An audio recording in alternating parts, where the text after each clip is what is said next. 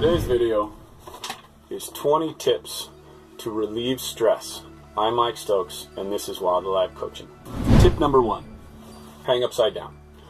In another video, I'll show you how to create a hanging upside down cheap thing in your living room. You can check that out if you're interested. Basically, when you're feeling stress in your body, if you hang upside down, even if you can't get all the way upside down, it forces you to release. You have to be in a position that completely requires no physical effort. So you completely release. And hanging upside down is great because it opens up the gut, and we carry a lot of stress in our gut, especially when we're in a deep, stressful situation. Our gut will tighten up. And then it also releases the neck and the shoulders and the arms. So all of those places, and the face, so all of those places hold stress. So when you hang upside down, you release all of those simultaneously. Tip number 2, feed your microbiome. If you're not familiar with the microbiome, there's been tons of research that have showed that the healthier your gut flora is, the stronger your capacity to have willpower, the stronger your capacity to deal with stresses in life.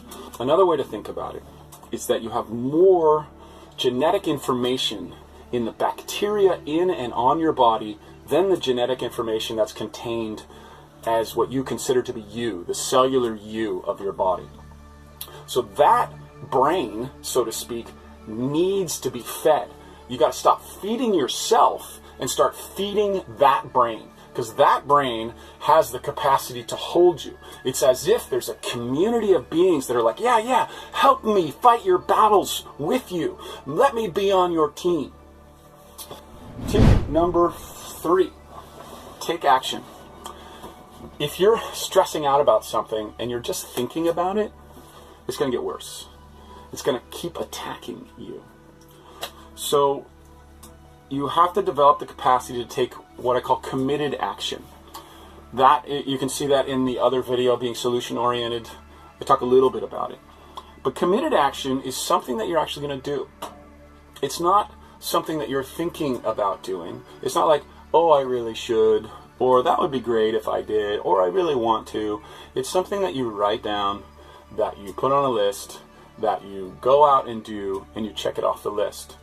The problem that most people have here is they try to do too much too fast. You only have to start teaching yourself that you can be counted on to give your word to yourself. So it's more important that you start with small goals that you know you can attain until you've established a track record that you can keep your word to yourself. Tip number 4, create lists. Probably the best reference to this type of stress relief is David Allen's Getting Things Done, the art of a stress-free life. The most important thing in a system is the idea that if you're trying to manage your life from the list in your head, you're causing an unconscious level of stress that is gnawing at you. And so you got to pull those things out of your subconscious, put them on paper outside of yourself, into a structure that you're actually going to take action on. So that leads directly into tip number 5, is that you've got to create action habits around those lists. So in my green general contracting company, I have a habit that I've developed over time with a lot of trial and error, that every time I sit down in my truck to drive off to work, I have a bring list. And I check that bring list, and I put everything in the truck that I'm going to need. Secondly, when I'm on the job site and I notice that I don't have something that I need, or I need to buy something that I don't have, I write those down immediately. I don't wait for the right time. I interrupt what I'm doing, I write it down, and then it's done. Number 6, drink reishi tea. Reishi tea is considered one of the top Chinese herbs for longevity. So reishi has a mild sedative effect while at the same time enhancing your immune function and giving you a steady stream of energy. Tip number 7 is to exorcise psychic vampires from your life. So what I mean by that is basically anybody who makes you feel drained at the end of an interaction. Now this is a very touchy one, because whenever you're dealing with other people, you always have to take into account how you've co-created this relationship with this person. The best way to reduce the stress is to start by seeing if you can change your behavior. Sometimes there's just people that aren't appropriate to be in your life. And that could be a complete removal or a partial removal of the way you interact with them. You don't need to give people what they want and ask for. Tip number 8, run or kickbox or play tennis. So why do I say that? When you're experiencing, especially the gut stress, your body is literally preparing to fight or to run.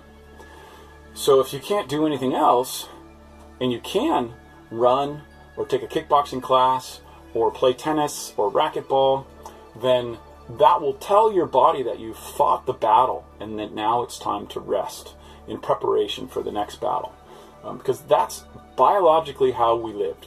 We ran from predators, or we had to fight against enemies in order to survive. And so our body's designed that way, just like animals. And the reason that I say racquetball or tennis is that there's been lots of studies that show that high-stress lives respond very well to sports where you hit things, because the act of hitting mimics a fight without hurting anybody.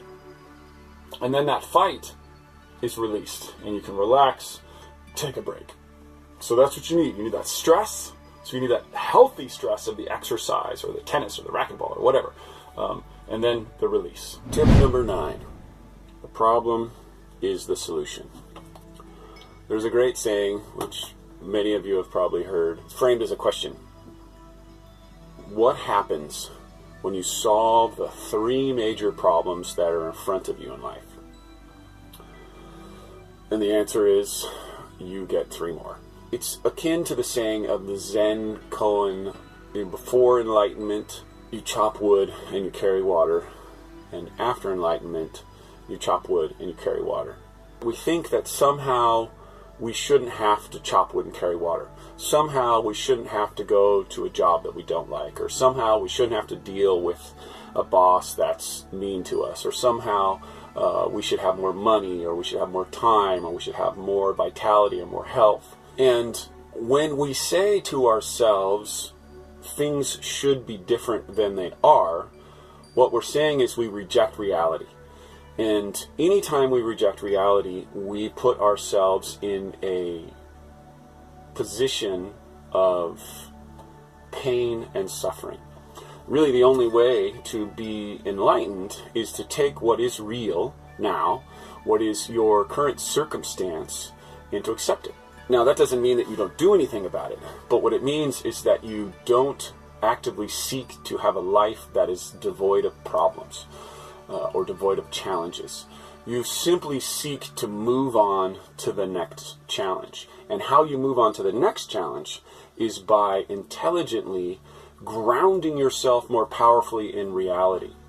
So, for example, let's say you're dealing with an aggressive boss who you frankly can't see why he's so or she's so mean to you. And then you might start saying in your head,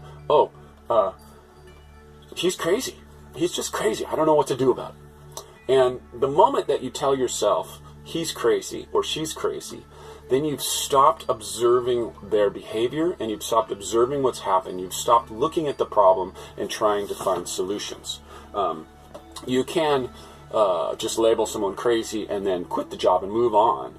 But likely what will happen if you do that is that your subconscious will just present you with another crazy person, and then you'll have to deal with the same thing all over again. So the way to deal with it, the problem, is to move into it deeper, it's already occupying your thoughts and your ideas and everything about your life.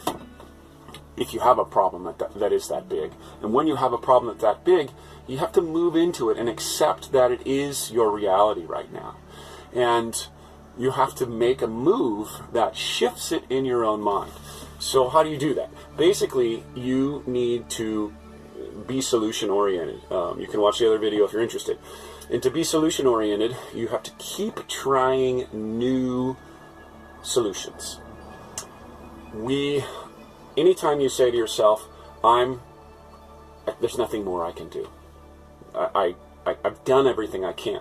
That is never grounded in reality, because the truth is that we are infinite creative solution makers, and the only time we've exhausted all possibilities is when we've given up trying to create new solutions. So how you see the problem as a solution is you see it as an opportunity to create new solutions, to create new approaches. So if you've tried direct confrontation with your boss and that didn't work, well, then you try something new. Try pulling away. If you tried pulling away and that didn't work, then you try praising them. If you try praising them and that didn't work, then you try getting transferred to another department. If you don't get transferred to another department, then you try empathic listening. If empathic listening doesn't work, then maybe you hire an attorney. The point is not the tact that you take. The point is that you constantly seek a solution, and you constantly read the feedback in as objective a manner as you can, and you continue to learn and to grow. And what that means is that every time you're faced with a problem that you, quote unquote, don't want to have, you become a more powerful, a more grounded, a better person. It doesn't matter what the other person does in a conflict situation. They can do whatever they want. That's not your responsibility or in your power to do anything about. But what you can do is continue to open and grow and become a better and more effective and more happy and healthy person yourself. So along with continuing to create solutions, you also need to read your feedback. So every time you try a solution, you'll get a feedback, and that feedback will be positive or negative or neutral. And so every time you do that, you need to look into it and get as much information you can and adjust accordingly. If you're a very accommodating person, this may not seem natural to you at first. You may just want to accommodate everything and everybody, but you have to keep pushing yourself to expand. So another rule about life is you're either expanding or contracting. There's no homeostasis. The body does not have homeostasis. A tree's either growing or it's dying. That's it. That's basically it. You'll go dormant during the winter maybe, but then you cycle back up. If you're not growing in the spring when you're dormant in the winter, then you're dying. So you have to be expanding. You have to be growing, or you're dying. So the more you can have the courage to ground yourself in reality and see that this problem that faces you, this angry boss or this lack of money or your poor health, that this is your subconscious and environmental nudge to get you to move in a new direction or to face something that you haven't faced. And for many years, I resisted that. I hated that, that life is a lesson, because I was tired of learning lessons. I needed a break. Well, that's fine. I took a break. And that was actually healthy for me because I was so growth-oriented. But you have to, if you go dormant for a while, you have to add new growth to it, or you begin the death cycle. So that's really it. The problem is always part of your free, enlightened, and happy life. You accept the problem and deal with it in as constructive of a way as you possibly can, and commit yourself to being happy in the process, and then you will have a great life. That's it. You can't have a great life if you relate to your problems as they shouldn't be there. You have to eliminate any idea that you shouldn't have any particular type of problem, accept the problems that are in front of you, and tweak your relationship to your problems so that they become these opportunities for solution, and not just opportunities for solution, but when you see a problem, you want to see that problem as the fertile ground for the new opening and the new freedom and the new power and peace and health and vitality and wealth that is on the other side of that. You never see a problem as something bad. You see it as an opportunity to grow and to move and to expand into new things that are yet unimaginable to you. Tip number 10. Remind yourself of the things you have. Whatever you authentically are grateful for. That is aligned with the practice of giving gratitude. So gratitude doesn't work if you're sort of saying things you think you're supposed to be grateful for. I am honestly and authentically grateful for my wife and for my baby. The more I remind myself of the things that I'm grateful for and the people that love me, all of those things reduce the stress of the body thinking that I have to fight or run right now. Tip number 11, reduce caffeine and alcohol consumption. And whatever, not just caffeine and alcohol, whatever your drug of choice is to reduce stress, do less of it as you replace it with these other things. There's an Ayurvedic principle that anything in too high of a dose is a poison. And every person is a little bit different. So everybody needs a little bit different dose. So maybe you drink a grande latte in the morning, and maybe you need to be drinking a small espresso. Or maybe you have two IPAs, two 16-ounce, 7% IPAs, and maybe you need to be having just one 6%, 12-ounce IPA. Work on your dosing. Most of us are going to keep doing those things that we do to manage our stress, whether it's alcohol, drugs, or food. Work on your quantities. Tip number 12. Practice catching your mind drifting into negative thinking. Let's say you're in a confrontation with a boss or a coworker or somebody else in your life, and it's causing you a lot of stress. And let's say you're having an imaginary argument in your head. You're not really going to have that conversation. That is what I'm defining as negative thinking. Because you're doing something that's spinning your wheels. It's causing you to focus on something that is going to produce zero results, and it's putting more attention on the negative interaction. And the way you do that is catch it when you're feeding the negative thoughts, stop it, and replace it with a positive thought. Super simple, but it requires the capacity to stop thinking about what you think is important. Tip number 13, take deep breaths. When you notice stress in your body or in your mind, stop and take at least 3 mellow, deep breaths. And you need to do it in a particular way. You can't just go, that's not going to work. What you have to do is, for it to be effective, is stop, sit up straight, soften your face where you hold a lot of stress, especially your mouth, soften your shoulders where we hold a lot of stress, and soften your belly. And you do that with the exhale. So inhale, soften the face. Inhale, and on the exhale, soften the shoulders. Inhale, and on the exhale, soften the belly. So with each one of those, you've just told the body to mellow out. And you can do it just that minimum amount. Don't get stuck on that you have to do it a lot. Move in that direction. Don't let little teeny bits of progress be eclipsed by some idea of perfection that you have in your mind, or some idea of some ideal that you're supposed to be at, and then give up. Just take little steps and you will get better. You'll get more consistent. Tip number 14, clarify where you're going in life. The more you do things that are culturally imposed on you, or imposed by your family, or imposed by some idea that's outside of who you really are, you're going to live a stressful life. Peace really happens deeply when you are going in the right direction in your life. There's still going to be points at which you feel stress in your body and your mind. You don't want to get rid of those. That's growth. Growth happens with stress. You just want to be able to let those go and relax in between those stress times. Tip number 15 is to say no. Say no when people ask you to do things that are inconsistent with your deep core values and with where you want to go in life.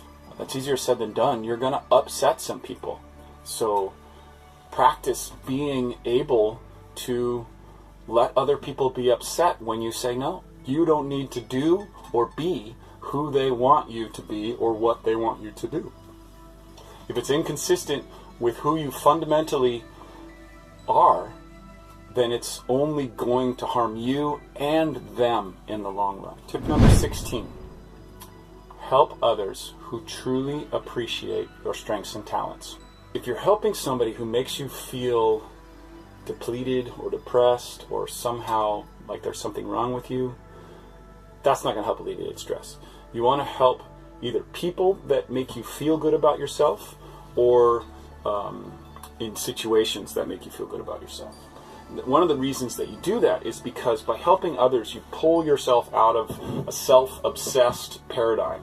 When you're in a stress mode, we're primarily focused on ourselves and our problems. When we help another, subconsciously we pull ourselves out of that stress place and put ourselves into an abundance paradigm, because we're saying, hey, look, I have enough to give you something. Tip number 17, change your environment. This is another one of those ones where you really have to do some deep inquiry. Sometimes the place that you are, the job that you have, the relationship that you're in, the hobbies that you engage in are not aligned with who you are, and they're causing stress subconsciously in your life. I, for example, lived in Los Angeles. I returned there 25 years ago after being gone for a short while, and literally when I drove into the city, my gut started to knot up. And I didn't notice it for another 10 years. And then 10 years later, when I left, that stress, that deep level of stress had dissipated. So sometimes you need to completely remove yourself from where you are and put yourself in a different environment. And you want to make those choices very carefully and very cautiously, because they can be very costly if you make the wrong choice, or if you're doing it for a reactive reason rather than a proactive reason. Tip number 18 is listen to your gut. Sometimes your gut is screaming to you that you need to change. Sometimes it's just like, this is totally unfamiliar, I'm afraid, this could really hurt you, but it could be good. You know, the butterflies that we feel when we're in the face of a new relationship. But sometimes that will change into a gnawing knot in your stomach. And if you have a gnawing knot about something, you probably need to begin changing your behavior. The real question becomes, how am I going to change my behavior and or my thinking to be aligned with what's truly going to move me into the proper direction in my life? So for example, I was in a relationship when I was in Los Angeles, and my gut was just gnawing at me. It was so just, and that had been a pattern for me.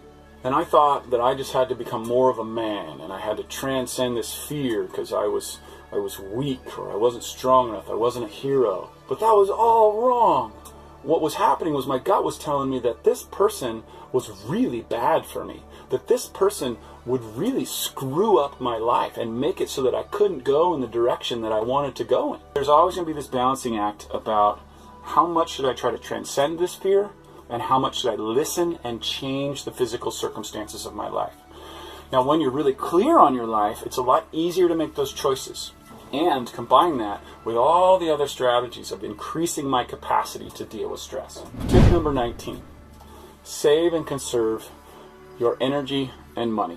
If you have $1 million in the bank in an emergency fund just to cover unexpected problems, I bet you probably aren't watching this video, because you're going to have a lot less stress. Because you have a safety net that's really strong. You have tons of insurance, or if you live in a country that has a strong social safety net, you're going to have a lot less stress. So in America, or in other countries with a very poor safety net, it's very important that you save money. Not only money, but also energy and time. I think people fall into one of two categories. They either think that they need to save only money, or they need to only save their sort of energy and time. But you really need to do both. You need to guard your energy, guard your time, and you got to guard your money. The more of that you can hold, the less stress you're going to have. So it's very important, if you want to reduce stress and actually release more of your creative potential, to hold on to your savings, to hold on to some of your time, and to hold on to some of your energy. And then your creativity will begin to blossom even more. And your stress will be reduced at the same time.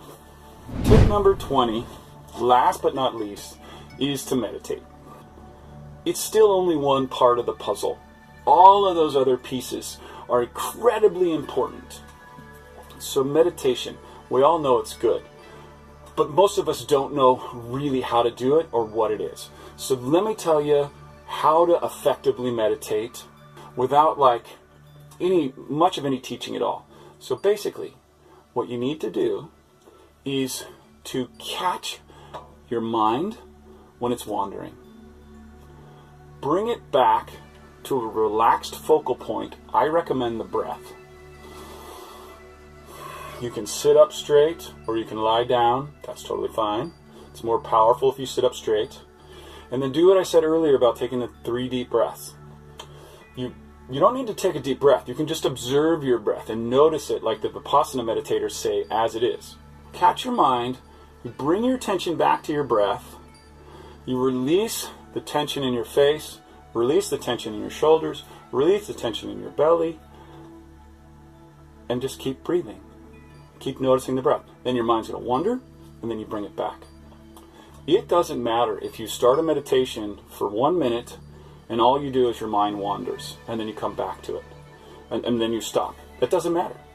All that matters is that you made an attempt. Every effort yields a result. The only thing that will not work is not making an effort. So what meditation trains you to do is to break the thread of what you think is your important thoughts. So as you're streaming down this, like, I gotta handle this and that, and you stop yourself and just get back to the breath, what you've done is said, me being focused and relaxed is more important than this thought stream that I've been fixated on. And the thought stream that you've been fixated on is the old pattern. And it really will, it'll produce results in your life, but nothing new. It'll produce the same old results in your life. If you want a new result, you have to break that thread that you believe is important and hold a new line. So you break it, breathe, then break it and breathe. Break it and breathe. Break it and breathe. And it doesn't even have to be it doesn't have to be a metaphor like break. It can be let it go and breathe. Let it go and breathe. Let it go and breathe. Sometimes thoughts and beliefs are so strong that it's helpful to break it and then relax. Other times you can just let it go. So meditation is going to be anything that helps you release thoughts that are rolling through your head that you're not stopping.